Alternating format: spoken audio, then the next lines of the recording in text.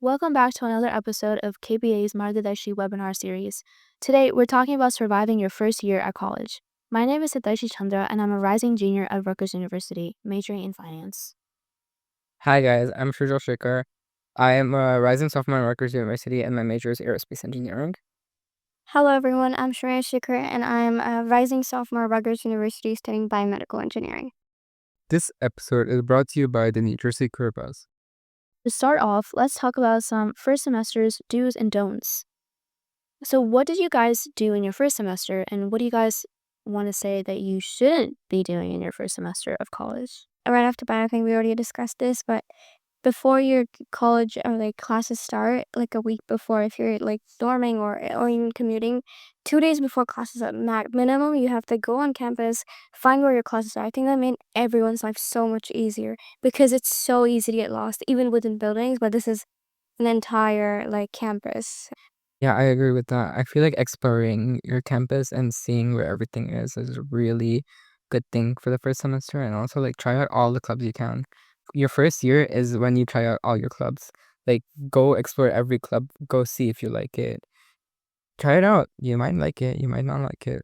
There's so many clubs that your college probably offers. Mm-hmm. And I think the biggest thing to highlight in your first semester is how you manage your time. Because since it's not like high school, you're not given a set schedule and you're not given okay, for this subject you have to do this, and this. You build your own schedule and that you have to build your routine around that schedule and how you're going to go about day to day. So I think one of the best things that I did my first semester was I started using Google Calendar 24/7. It was always open. I had everything written down on there, like from my classes to when I wanted to do work to when I wanted to eat food.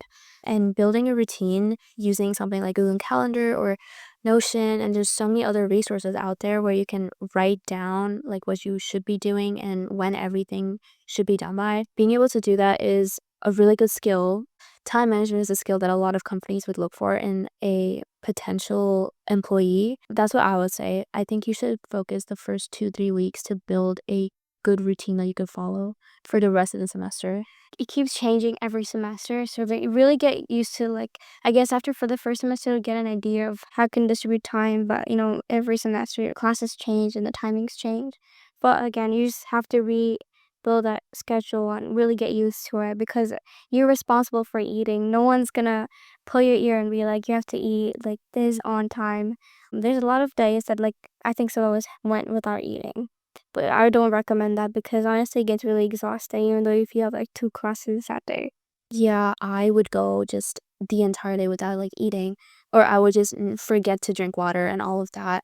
And it's so unhealthy because you are out and about the entire time and you probably don't have the capacity to just go back and forth to your dorm or go back and forth to your home if you're commuting.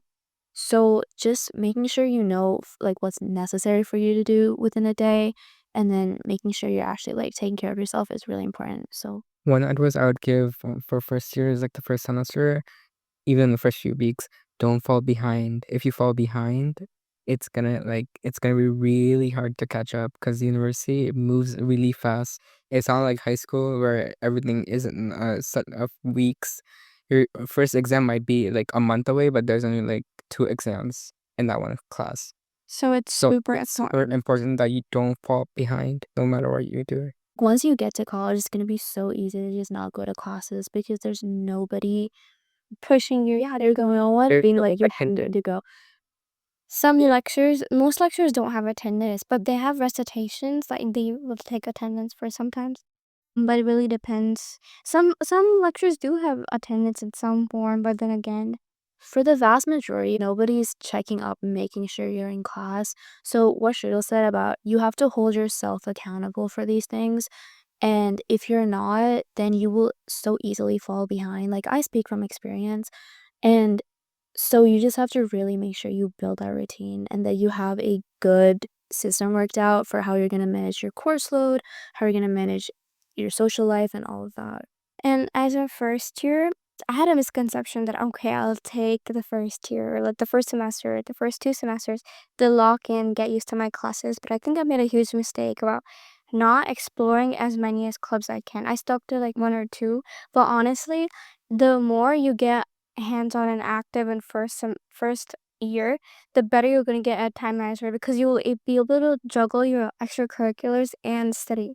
That's the biggest mistake I did. So now going into the sophomore year, I would have to do that again.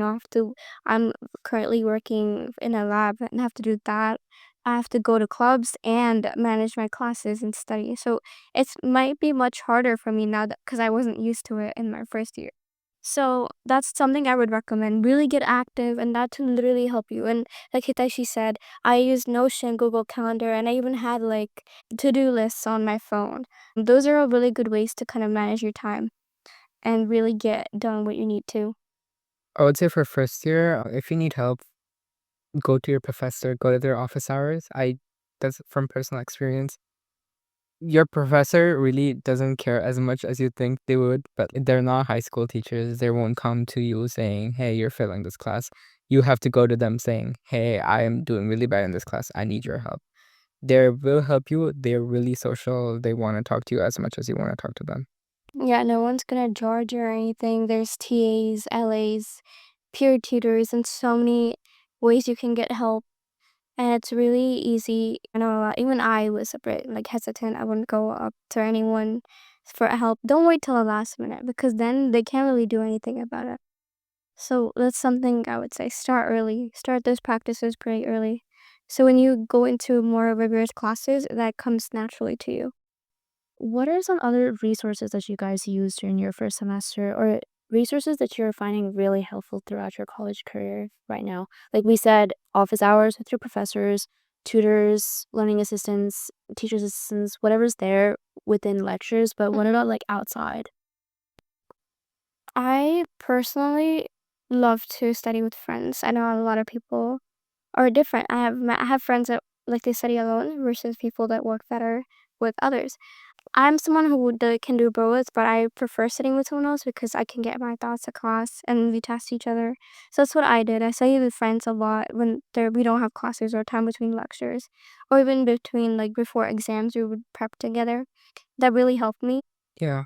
For me, it was the tutoring centers and learning centers. They were basically upperclassmen that took the same exact class that you were going to.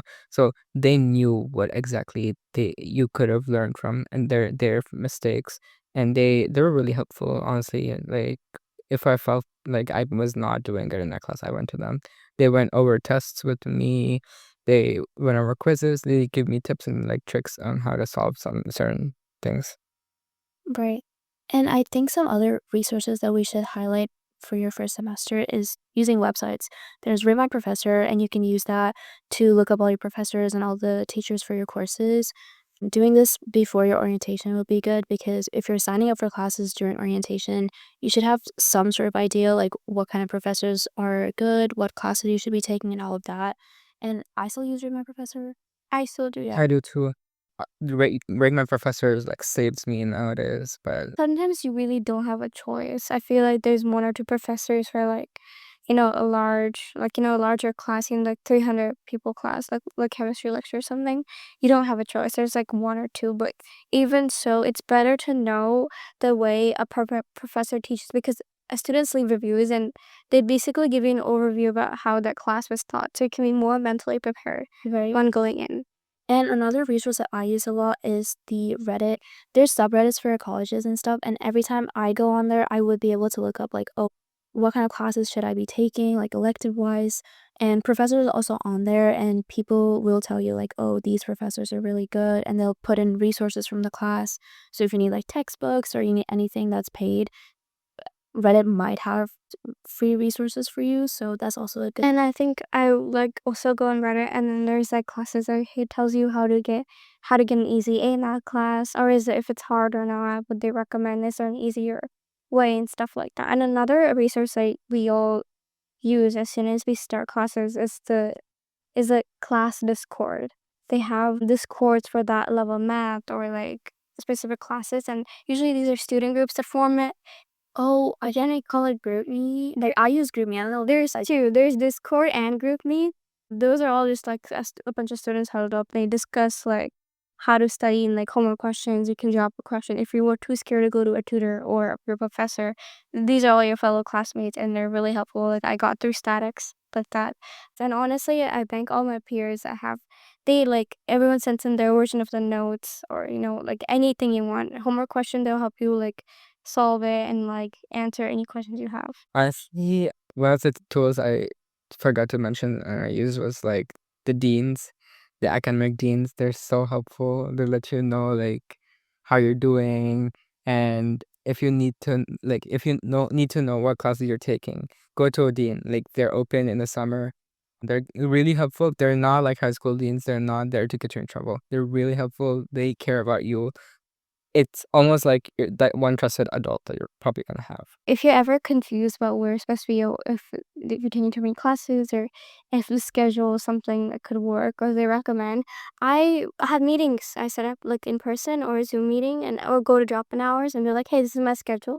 I want to hear your thoughts. I'm planning to do this, but I have these options over because I'm doing a research thing even throughout the semester, and you have to check in with your department for that. And I got their advice, hey, I wanted advice. Do you think I can handle this workload? I have these many credits and this is my schedule.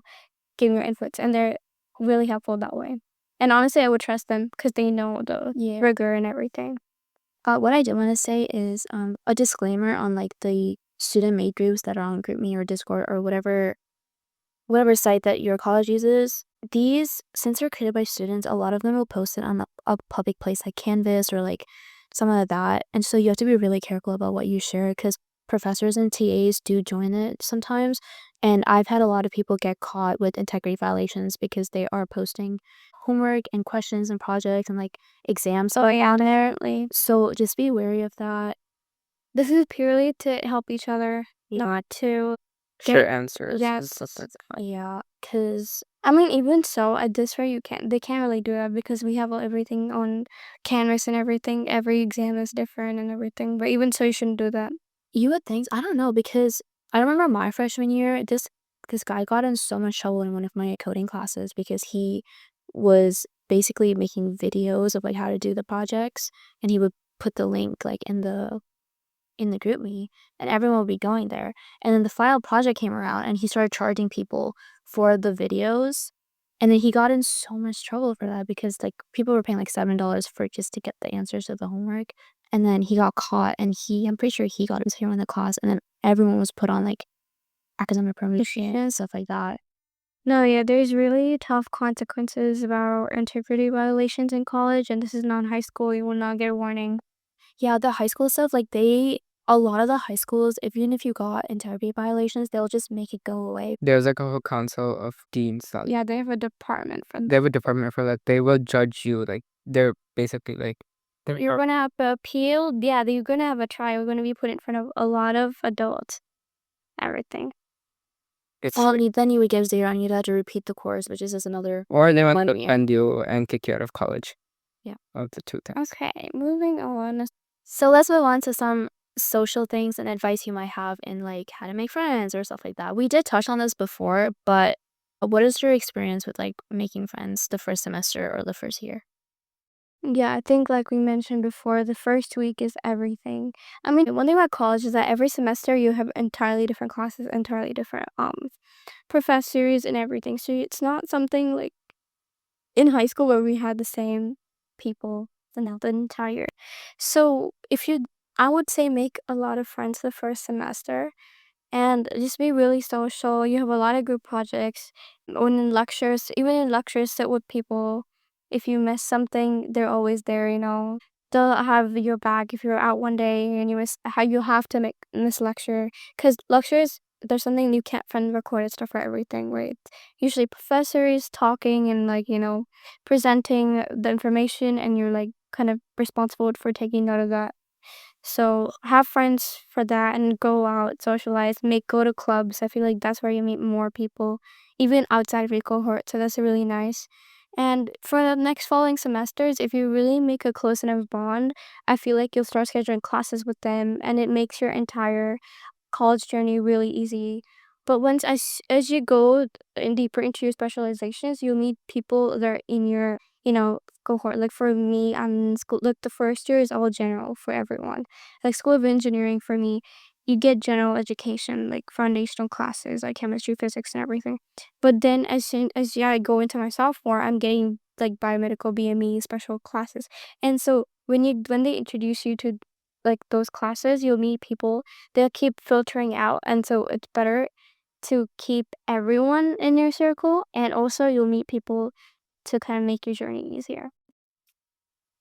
Honestly, for me, making friends was a bit hard in the beginning, but then like Shreya said, find someone in your lecture, get to know them, and in the end, you're gonna have one friend at least. But overall, in the first year, right, everyone's trying to make friends, so you're gonna end up with more friends. I personally thought I was never gonna have any friends in college, and I ended up with more than I thought I would have.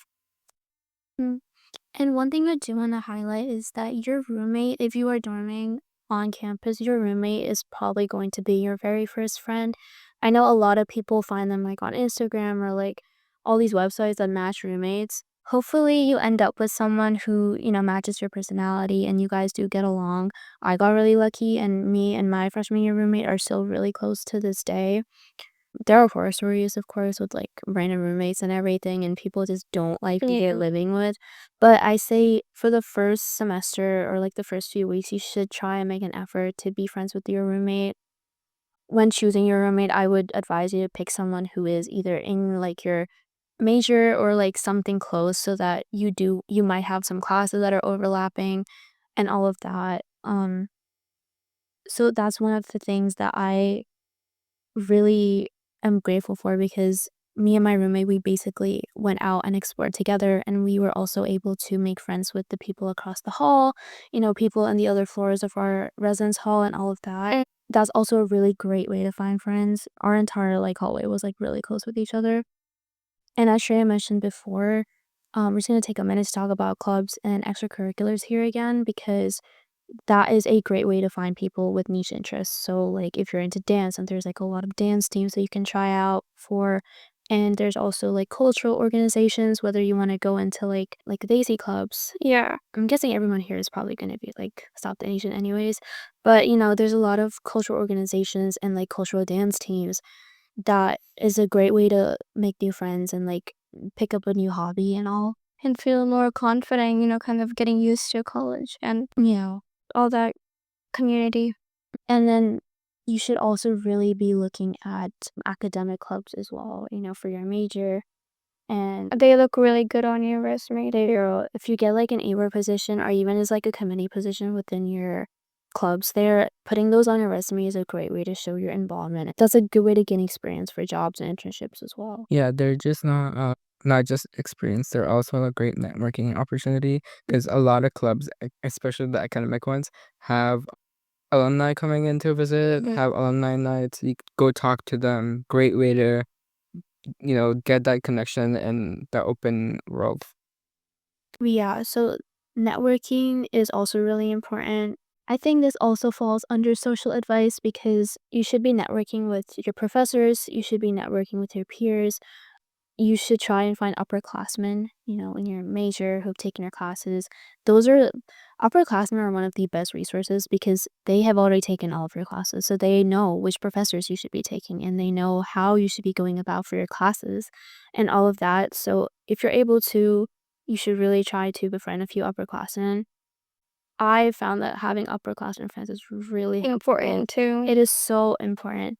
And it's also easy to find upperclassmen friends in some of your classes, because depending on when you take them, there could just be like a junior or a senior in one of your intro classes. You never know, especially like general education classes. Because people jumble up their schedules all the time. Yeah. And what I said about tutoring, you can go to tutoring for if you need help too, but like a lot of them are upperclassmen. So even through tutoring, I network so much that I know like the BME department heads, and like I could get to professors through them, because you never know which student is which professor's favorite. Yeah. So that you have all that, and you can even influence how they teach you. Yeah.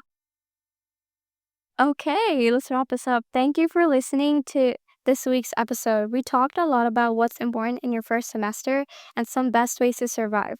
Please look forward to our next segment very soon. Thank you.